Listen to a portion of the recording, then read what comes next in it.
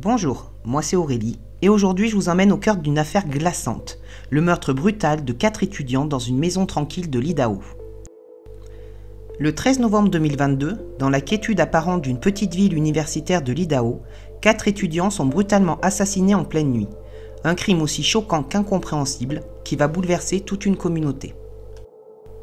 L'université a identifié les 4 étudiants tués. Ethan Chapin, 20 ans, de Conway, à Washington. Kaylee Goncalves, 21 ans, de Rathdrum, dans l'Idaho. Xana Kernodle, 20 ans, d'Avondale, en Arizona.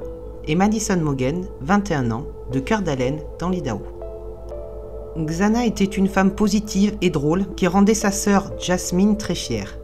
Xana était l'une des meilleures personnes que j'ai jamais connues, a déclaré Jasmine. Elle a fait de moi une grande sœur très fière et j'aurais aimé passer plus de temps avec elle.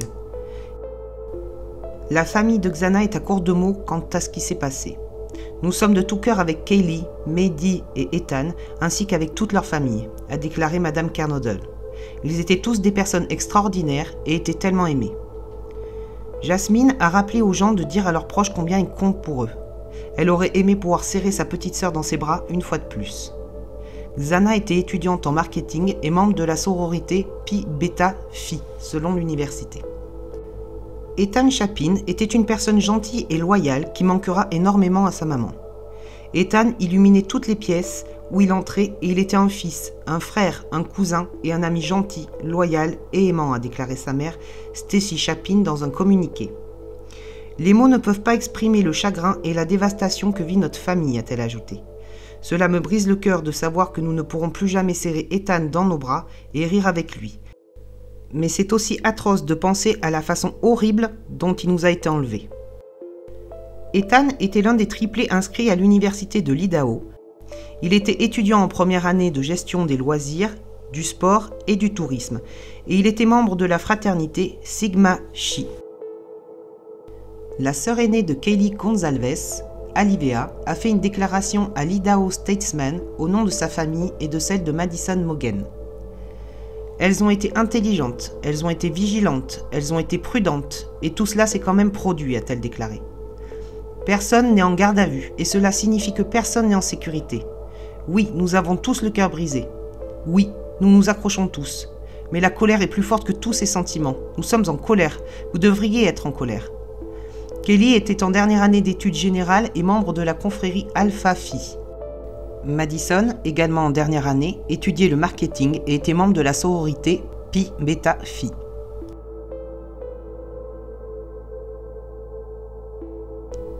Dans cette maison de 200 mètres carrés, 6 étudiantes vivent réparties dans 6 chambres, 2 par étage.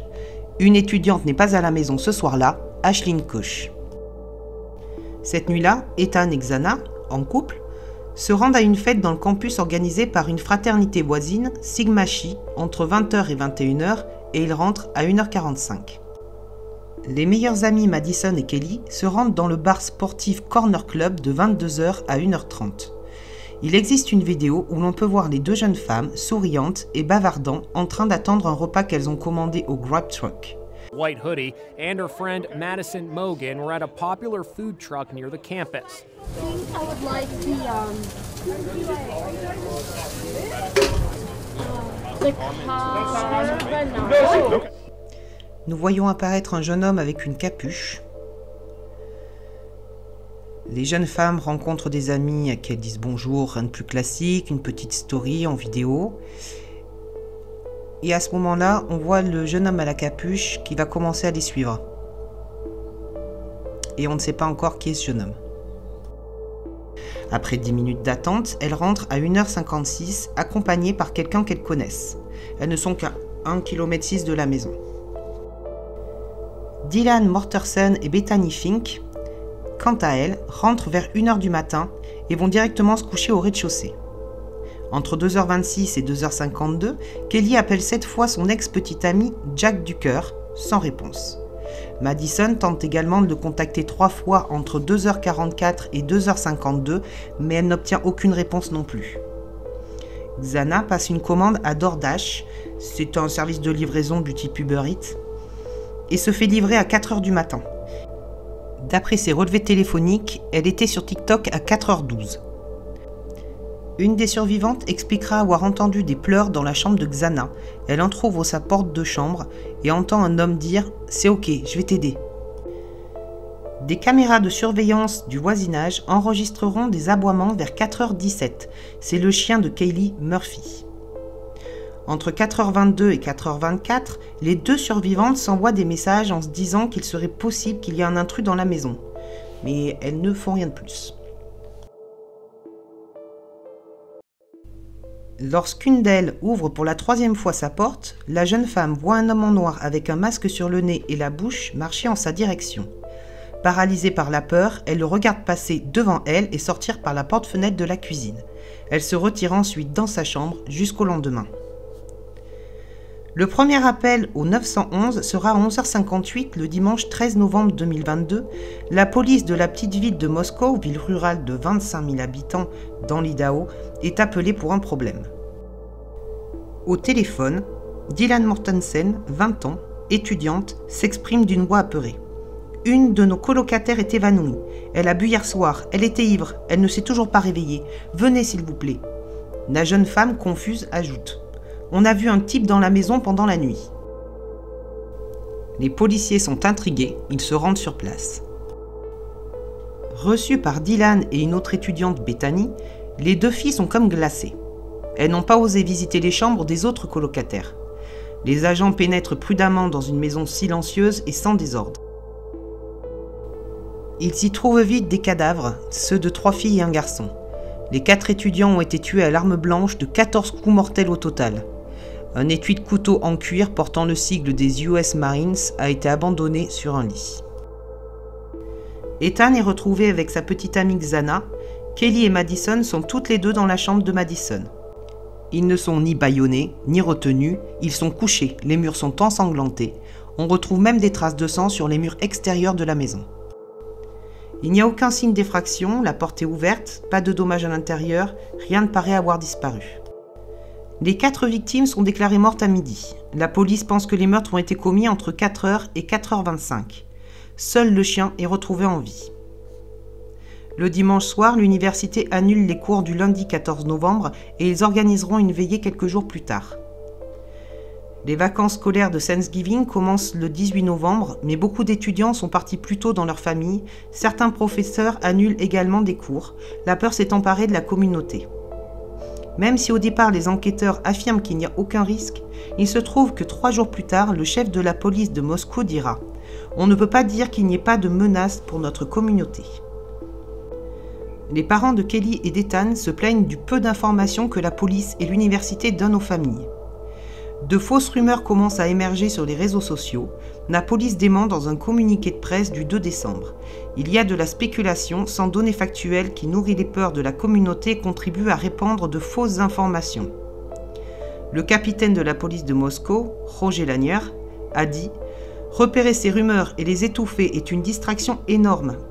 Nous ne révélons pas certains détails afin de ne pas compromettre l'enquête. »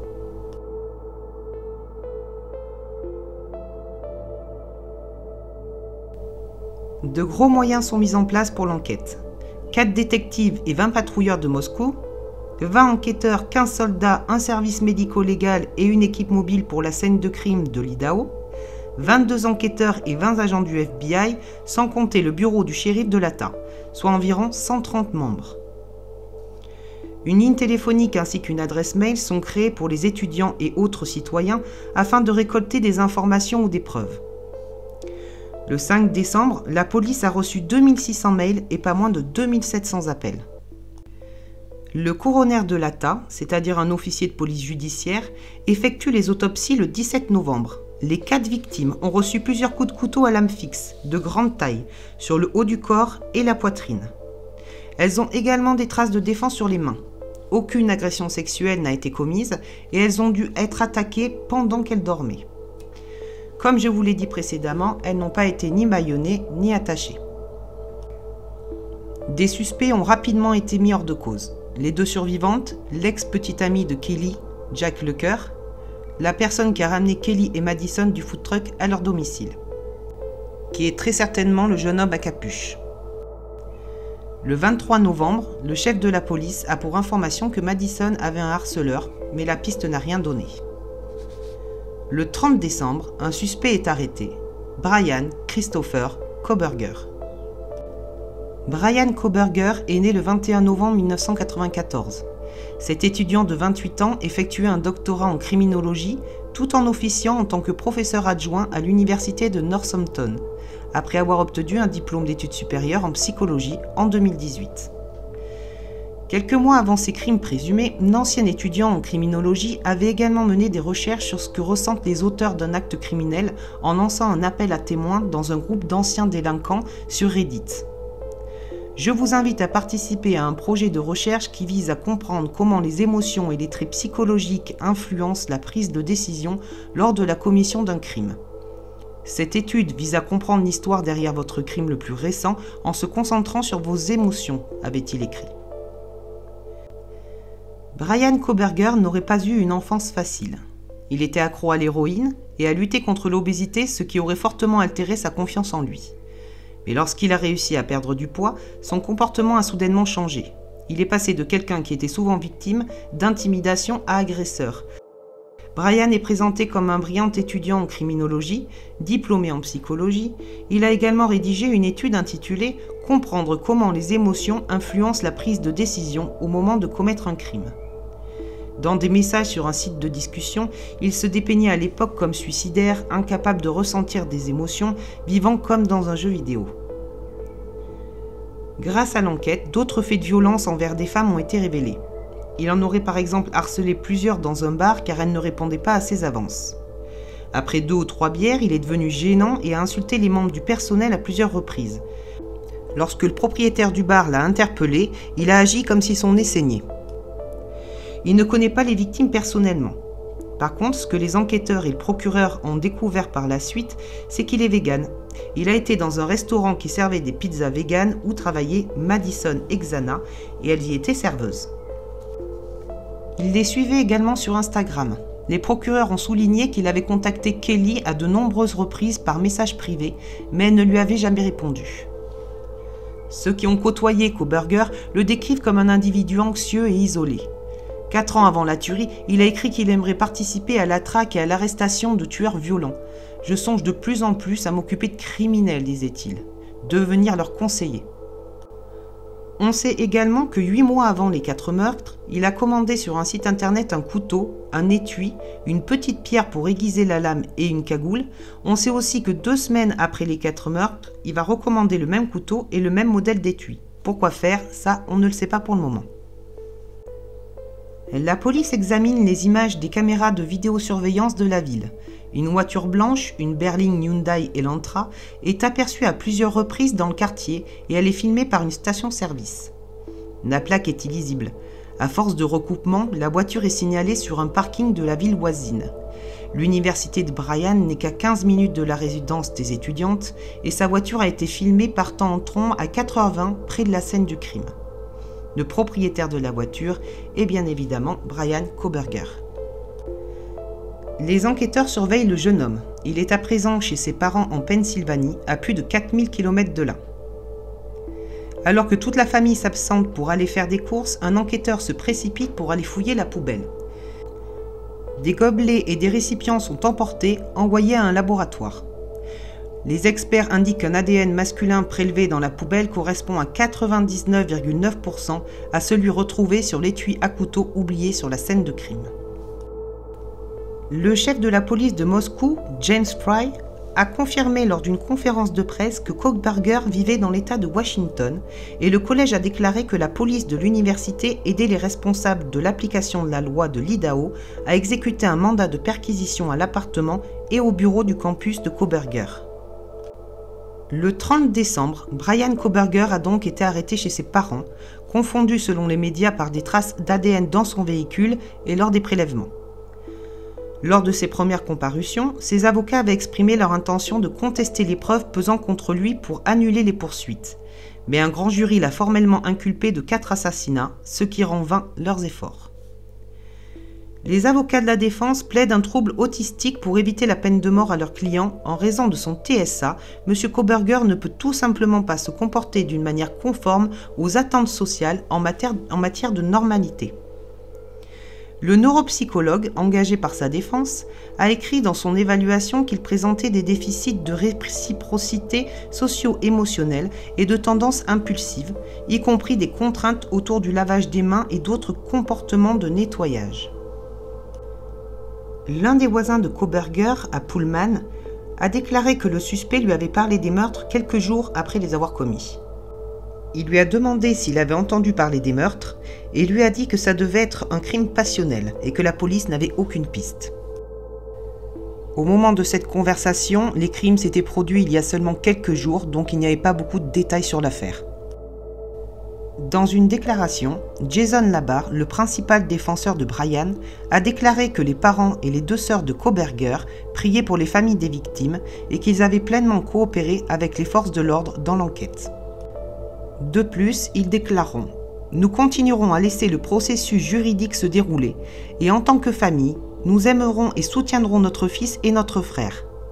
Nous avons pleinement coopéré avec les services de détection et de répression pour tenter de rechercher la vérité et de promouvoir sa présomption d'innocence plutôt que de juger des faits inconnus et de faire des suppositions erronées. Nous respectons la vie privée à cet égard, car notre famille et les familles qui souffrent de pertes peuvent aller de l'avant dans le cadre de la procédure judiciaire. »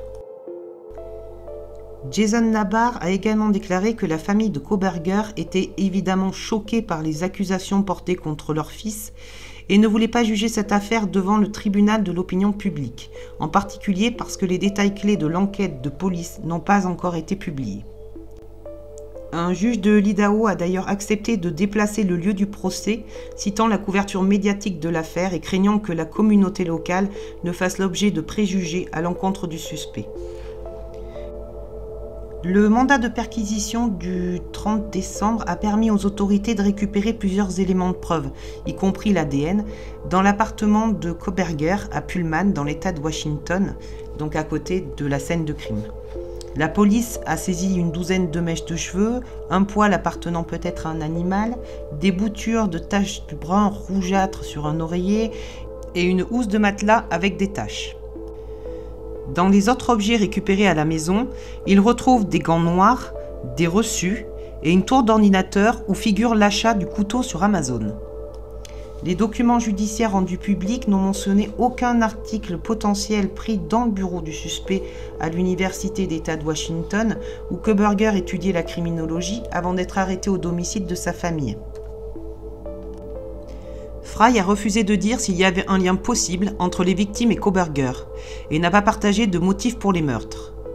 La déclaration sous serment ne fournit pas plus d'informations, mais les relevés téléphoniques, obtenus par le biais d'un mandat de perquisition, ont montré que le suspect se trouvait dans la zone de couverture au moins 12 fois avant que les meurtres n'aient lieu.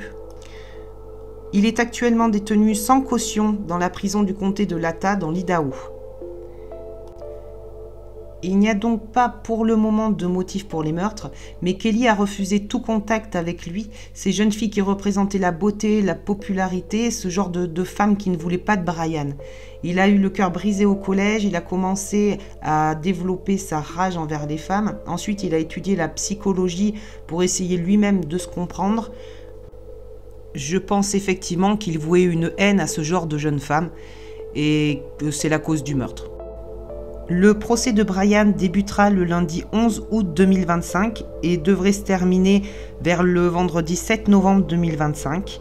Il aura alors 31 ans et va comparaître devant un tribunal pour y être jugé. On n'a pas plus d'informations pour le moment. En tout cas, je vous donnerai les informations au fur et à mesure dès que le procès sera terminé en fin d'année. En attendant, vous pouvez mettre en commentaire ce que vous pensez de l'affaire et notamment des raisons qui ont pu pousser Brian à commettre ces 4 meurtres. Voilà, en attendant les nouvelles de ce procès, j'espère que cette histoire de crime vous a plu. Si vous avez des commentaires, n'hésitez pas à les publier. Pensez à vous abonner et à mettre un petit j'aime, ça serait super sympa de votre part. Je vous dis à très vite pour une autre histoire.